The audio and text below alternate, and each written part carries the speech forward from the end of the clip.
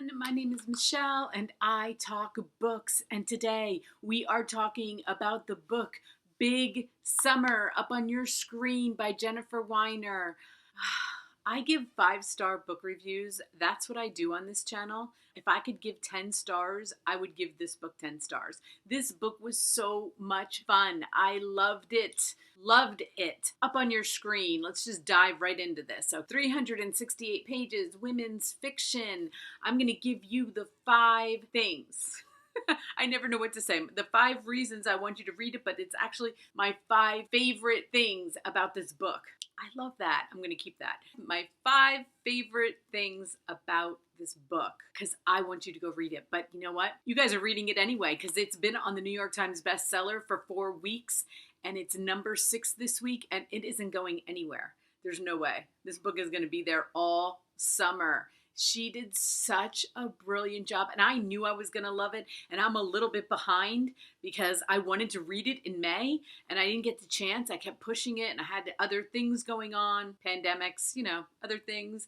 Finally, when I sat down to read this, I wanted to have the time to just absorb every word Jennifer wrote. I love her writing so much. I'm going to post below the book review I did on Mrs. Everything.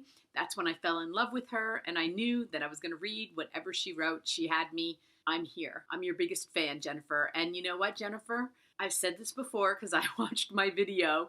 We need to be friends. You live in Philly. I'm only an hour north of you. We need to do coffee. I love you. We will talk more about her in a minute.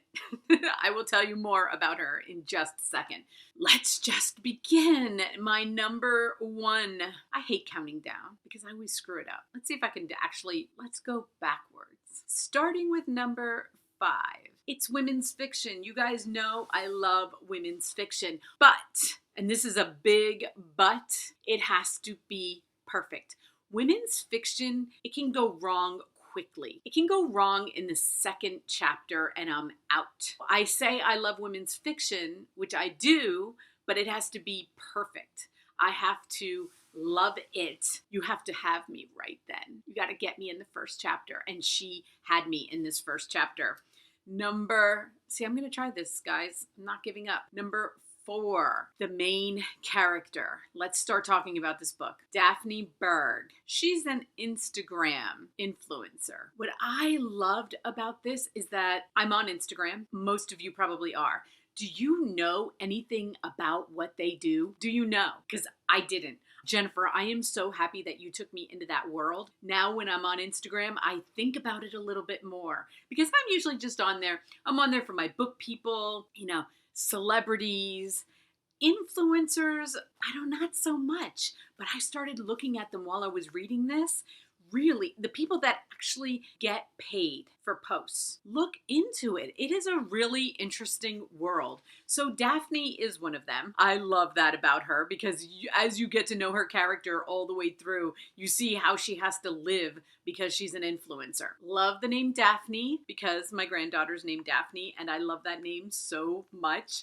I love that she is a full figure, I'm going to say, influencer. And it's kind of a theme. That's what happens with these influencers on Instagram. There's got to be something unique about them. I remember the day when to be an influencer, you had to be perfect. You had to have the perfect body, the perfect life. Everything about it had to be perfect. Not anymore. No, you can be an influencer. You get one thing about your life that's interesting and go with it. And then you get to be an influencer too, just like her. So I loved that you went into that world, Jennifer. Great job with that. God, I learned so much, and it was my favorite thing about Daphne, among other things, but we won't talk about those things.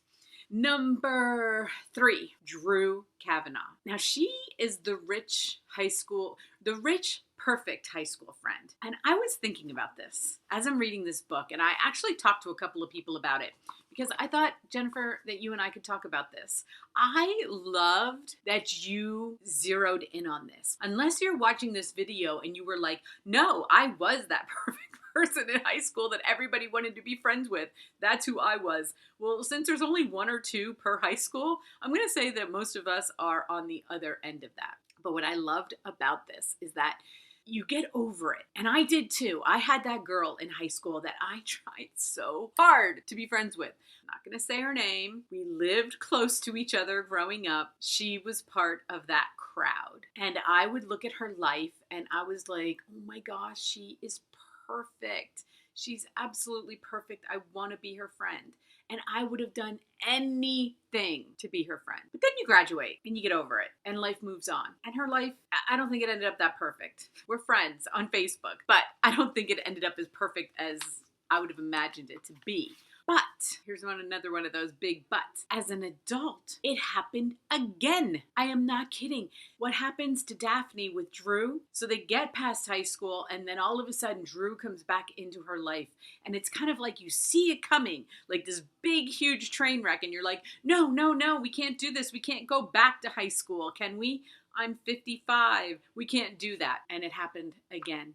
And I got sucked right back into her world. And then I try to be friends with her again. And then she'd throw me like a little bone every once in a while, like one of my pictures, comment, and you're like, oh my God, she does like me. She was just confused in high school. She actually did like me. It's crazy.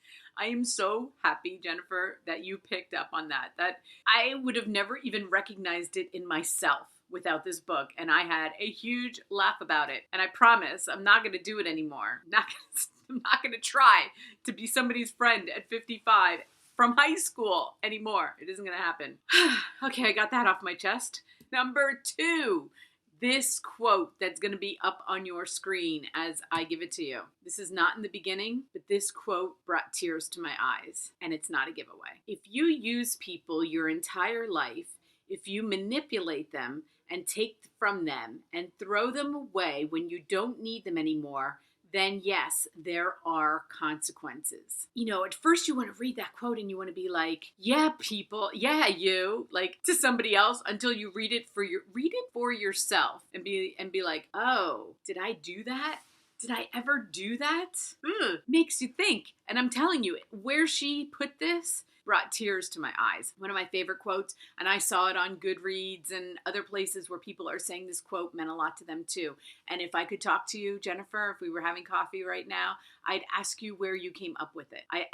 Because I love when authors write something that we quote, if they know it, when they're writing it down, if they're like, oh my God, this one's going up on Goodreads for sure.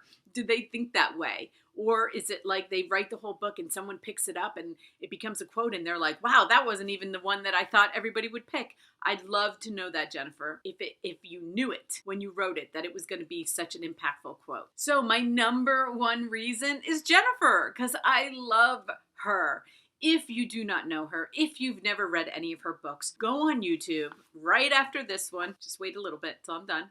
And then go over there and look her up. She is hysterical. She is real. She writes real books, but she is so real. And that's why I want to know her.